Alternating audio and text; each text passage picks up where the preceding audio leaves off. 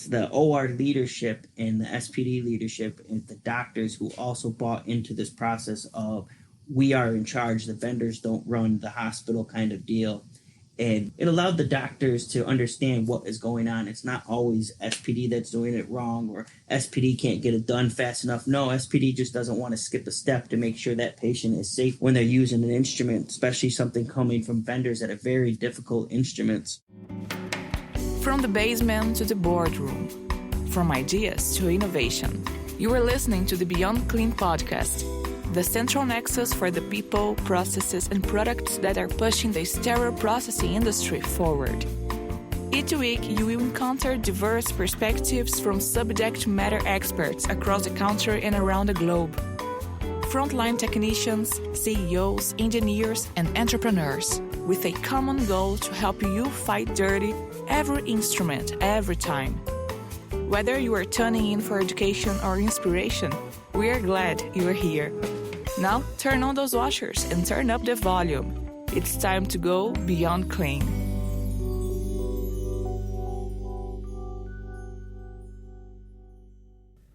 This week on Beyond Clean, we speak with Jason Pacino, Operations Manager of Sterile Processing at the Highland Hospital in Rochester, New York. Jason tells us he's from a small country town where there are more cows than people in the entire county. Jason has been at Highland Hospital since March of 2019 and has been in the University of Rochester system since 2010. He was a patient care tech from 2010 to 2016 in the peds and adult PACU, and then he moved to SPD in 2016, becoming the operations manager in March of 2019. And Mike, I'll say I love talking about immediate use steam sterilization, success stories from the field. And I ran into Jason because a coworker of his was a guest recommendation, I believe, from Sean Flynn. And they passed me on to Jason. We wound up connecting, and he had a really great story to tell, which he's going to share with our audience today. And I can't wait to get into it. Yeah, in too many facilities, the IUSS rate is one of those, wink, wink, nudge, nudge. No, we never do that, but we all know that you really are. And so it's really refreshing to see a leadership go from a culture of essentially saying this is okay and revolutionize that and say, no, it's not. Our goal is zero. We're going to attack this. We're going to figure out how to fix it. And I can't wait to learn those lessons of how they did it. You're listening to Beyond Clean, the global voice of sterile processing. Joining us now is Jason Pacino, Operations Manager, Sterile Processing at Highland Hospital in Rochester, New York. And Jason, I had the pleasure of meeting you telephonically not long before the pandemic hit. We had a great conversation while we were doing many of our special reports. And I think we got introduced loosely through some mutual connections that originated on my end with a two-time guest of Beyond Clean in Sean Flynn. And you started telling me a story about immediate use steam sterilization, which I can't wait to get into on today's episode. So thank you so much for joining us. Thank you for having me. Been looking forward to this. Yeah, you've had a few weeks to kind of build up some momentum, and we said off the top that you are from Highland Hospital, but why don't you give us some background about your experience in sterile processing and how you became a leader at Highland Hospital? I started in 2010 as a patient care tech in the peds recovery room, and I did that for 7 years before I decided to make that journey over to sterile processing. And I was in sterile processing for about 3 years before the opening came up over at Highland Hospital for the operations manager. And I applied for that, and the director kind of gave me a chance. I only had 3 years of experience, but he gave me that chance to really show what I was made of, and I took it and ran with it.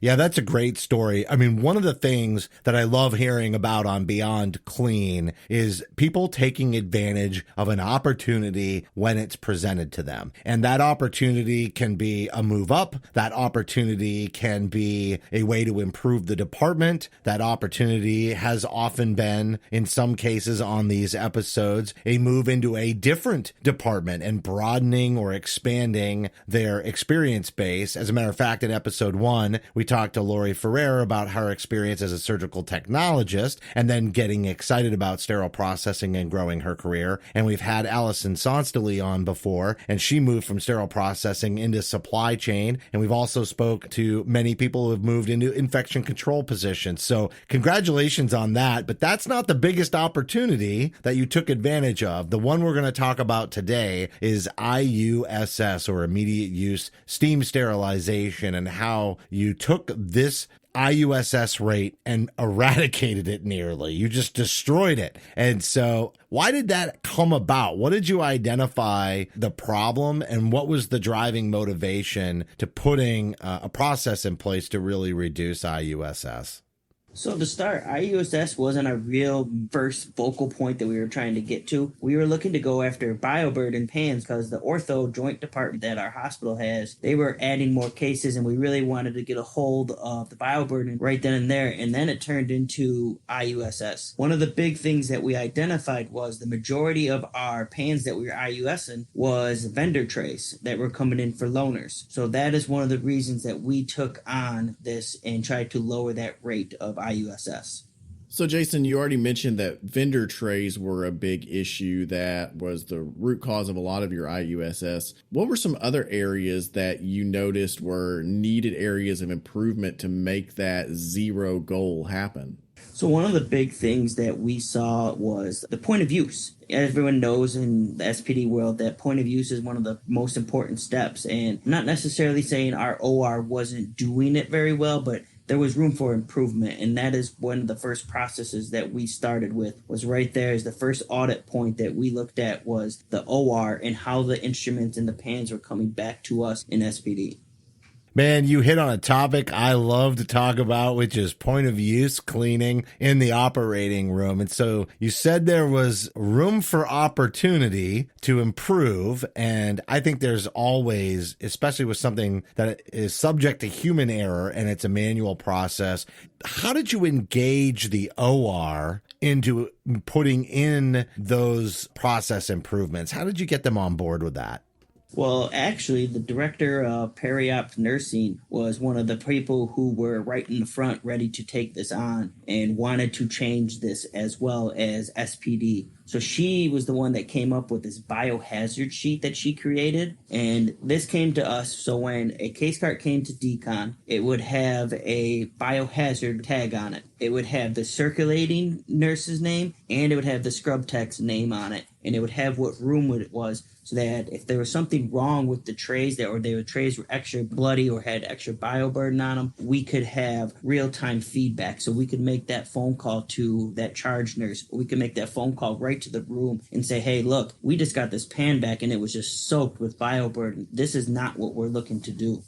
Boy, we've talked in the past about how critical having that buy-in from administrators is to making long-lasting change, because so many leaders in sterile processing feel like it's up to them personally to sort of cowboy up and make change happen by themselves. And it almost always inevitably fails when that's the attitude. But when you get buy-in, particularly from those key administrators, that's when you really start to see good things happening. So your administrator helped you develop the system of accountability. So the accountability piece starts to go into play. How did the OR react to you kind of monitoring their successes and their needs for improvement?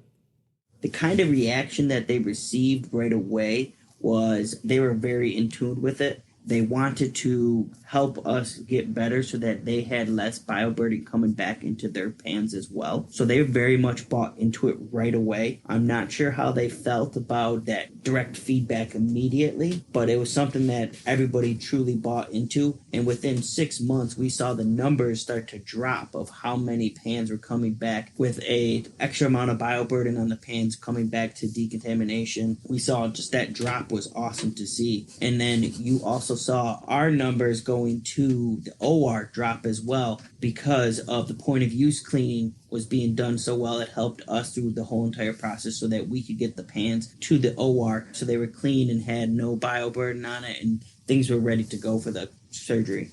Wow, what an incredible testimony to the power of little changes at one step in the process affecting the entire process moving forward. That's just incredible. Now, let's go back to the vendor tray question then. What were some of the processes that were put in place to help alleviate the IUSS related to those vendor trays? So we had a few different processes come into this. We hired ortho neuro specialist manager, and then he received a team of 5 ortho specialists that really concentrated on these trays. And then on top of that, we implemented a quality assurance position inside SPD so that all the loaner trays or any vendor tray that we had got double checked by somebody else so that we could really look and see that there was no bioburden or there was nothing wrong with these trays. On top of that, we really pushed the vendors hard to up their inventory. Not all vendors really jumped on it right away, but they all began to. With this, it allowed us to have backup trays. So if a pan had a hole in it, missing an indicator or dirty instrument in it, it allowed us to have a backup tray so that we didn't have to IUSS. So you mentioned that not all the vendors were initially on board. I know that kind of putting in new loaner policies and asking them to bring in additional pans can sometimes meet some pretty severe resistance. Did you get pushback from some of the vendors? Absolutely. We had some vendors very much push back, and not to their fault, but we do have 6 hospitals in Rochester, and they float between all of the different hospitals. So one of the things that we saw was the doctor would have a surgery on Tuesday night at another hospital, and then he would be at our hospital Wednesday night, and he would need the same exact trays that they had on Tuesday night. So we would be getting these trays for Wednesday morning case at 11 o'clock at night. We pushed back really hard on that, and now they up their inventory so that doesn't happen anymore. So the pans aren't floating between hospital to hospital because we don't want to rush to get these trays in the sterilizer and skip a step or anything along those lines. Now, I've had a few of these conversations in my time as manager with vendors, and, I've had a couple kind of look me in the face and say, listen, if that pan doesn't get done and the surgery is delayed, or if it gets canceled, I'm going to walk into the OR and totally throw you under the bus. That has happened. So did you ever have any situations like that where the vendor is going to go to their buddy, the surgeon, and say, hey, this is delayed because your sterile processing department won't accept this loaner? Absolutely. We just had that recently where we needed to turn over a tray and we couldn't turn it over fast enough. And the vendor went to the doctor and said that, SPD is not going to get your tray done in time. The big thing for us is it's the OR leadership and the SPD leadership and the doctors who also bought into this process of we are in charge, the vendors don't run the hospital kind of deal. It allowed the doctors to understand what is going on. It's not always SPD that's doing it wrong or SPD can't get it done fast enough. No, SPD just doesn't want to skip a step to make sure that patient is safe when they're using an instrument, especially something coming from vendors that are very difficult instruments. So we have had those situations quite a bit. The doctors usually stand by us, but there has been times where the doctor was very upset that we could not get their trays in on time.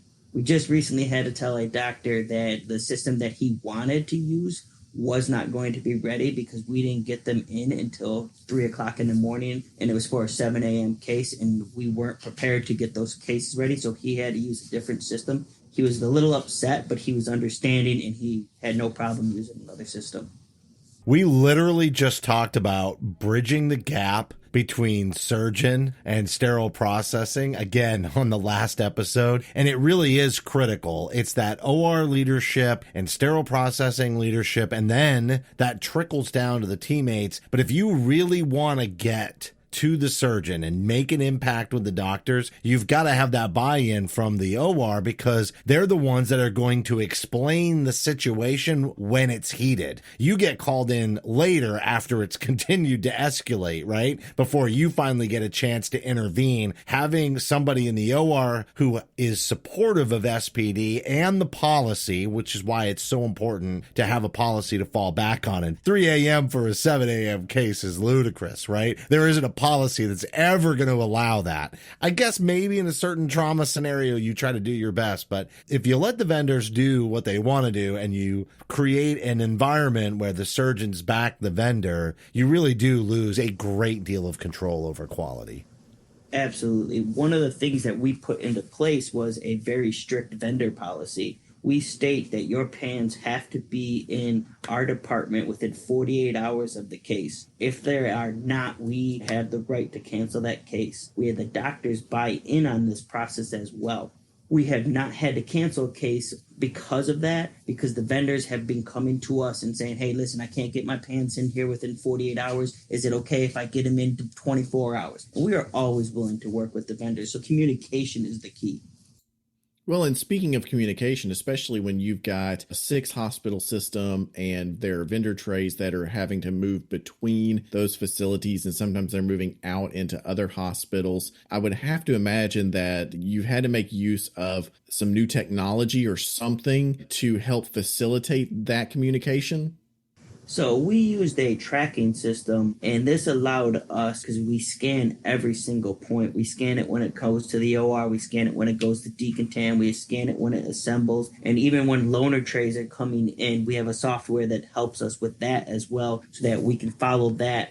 And when we ran our data for IUSS and BioBurden, that is when we were seeing that the most amount of our trays that were having this problem were actually vendors and loaner trays for our ortho and our neuro doctors.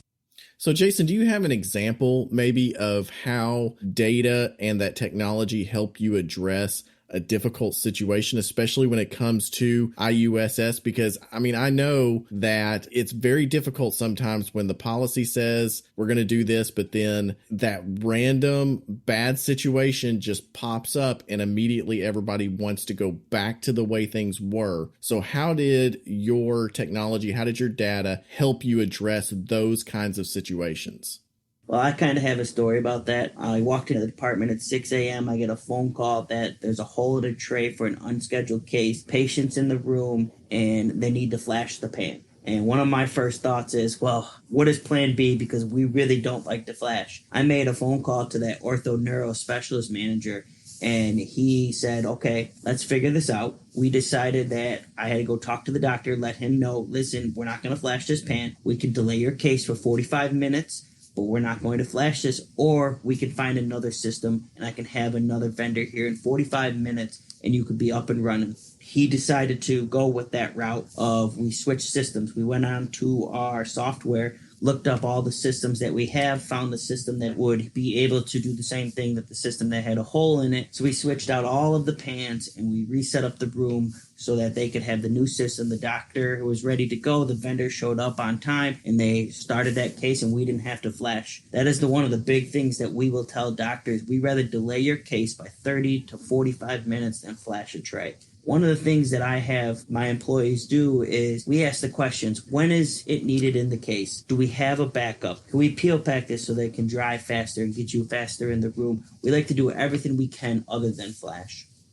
Oh, that's great. And I remember, well, not clearly enough because I have to ask this question, but when we spoke, you had said it had been a really long time since you had even had to do an IUSS cycle. So at the time of this interview, we're just about into June 2020. When's the last time you performed an IUSS on a set or system? July of 2019. What? Absolutely. That is something that we are really proud of. That was just a absolute mistake that we had to even flash that. But we did, and that was really hard for us to do, but we had no other option to flash. And before that, we haven't done anything since August of 2018. Towing the line. So you almost hit the 12-month mark, came up short, one incident, and now you're almost another 12 months since that one cycle. That's amazing. So what are you going to do when you finally get 12 months? Like there's got to be some sort of a party or you guys have to do something to celebrate. We might be having a pizza party that day because that's a really big fact that day. I've worked at another hospital around, and we were flashing things up to, 3-4 times a day. And their percentage was a little higher than, our goal to get to zero is something we were really excited to get to. Well, you bring up a great point that this has a demonstrable effect on the morale of the people in the department, and I would expect of the entire OR. So what's the reaction? What are people's attitude about this success that you're having? We actually have a quarterly meeting of all the peri-op leadership, and that was one of the questions they always ask us is, how many IUSs we had this month? They don't even ask that question anymore because they know the answer is 0. Very nice. And I have to think that your department has a pretty big boost to morale because they know that the OR is behind them and that they are supporting decisions that have been made, and they're not making exceptions because so-and-so yelled too much. Our OR and our SPD is something that I have never seen before. The cohesiveness and the bond that we have together is unreal. They know that they support us. If we have a question, we call down to the OR and they'll immediately come up and help us for anything that we need. I've been in situations in the last 6 months where I needed help from the OR for one thing or the other, and they would send up many people as we needed an SPD. And it really is a morale booster for both us and the OR. What a great example of a successful partnership, but something that you can celebrate together, something that you can be proud of. And I want to come to that pizza party when you hit that 12-month mark. You just got to let me know because I will celebrate it with you. Even if I can't get up there, strange times these days. But if I can get up there, August 1st. All right, we'll celebrate. Jason, you did a great job, not only on this interview, but having a great deal of impact in an area that is going to 100% increase the quality that's being delivered to the patients at Highland Hospital. So thank you for coming on the show. Really appreciate you sharing your success story with the audience today. Absolutely. And if anybody ever wants to reach out to see what we did to get to 0 IUSS and all of the steps that we took, please do, because we put a lot of work into that with multiple audit points and all of that to get to these numbers. That was Jason Pacino, Operations Manager, Central Sterile Processing at Highland Hospital in Rochester, New York. And Mike, this is 2 episodes in a row, hearing from voices from the front line, which I think is really critical. We've had so many different subject matter experts on the show, and we have had voices from the front line, but it's always great to hear real world experience and success. Not just, hey, this is best practices, which is important, but it's great to hear those put into place, had that success, how that happened. And I think Jason had some really good nuggets of practices that people that are listening can take back to their facilities either tomorrow, or maybe you're listening right now in the department and you can start thinking about how the elements of success that Jason put into place with his team at Highlands Hospital can apply to your department today. Yeah, and what's really interesting about the 2 interviews that you just mentioned is when you start seeing common themes emerging. And one of the common themes that I've seen over the past 2 interviews is how much is possible, how much improvement is possible when you unify your SPD and your OR as a single cohesive unit. Even if, like in the case with Lori's interview, that it wasn't even at the same location, but they were unified around that singular purpose. And in Jason's case, they were unified around a singular purpose. And instead of seeing each other as enemies, they were all working together as partners. And you see massive success when that happens. Yeah, and you hear in a lot of our Chief Medical Officer, Dr. Peter Nichols' presentations about getting out of that hierarchy structure and really looking at each other as specialists in your area. And that's how this happens culturally, 100%. That's going to do it for this week's show. As a reminder, you can help support Beyond Clean by subscribing on iTunes, Stitcher, Google Play, and Spotify. We'd certainly appreciate a rating and a review because your feedback is important to the show. And if you have any topics that you would like us to cover on a future episode, just send an email to info@beyondclean.net. On behalf of Mike and myself, thank you for listening to this week's episode of Beyond Clean.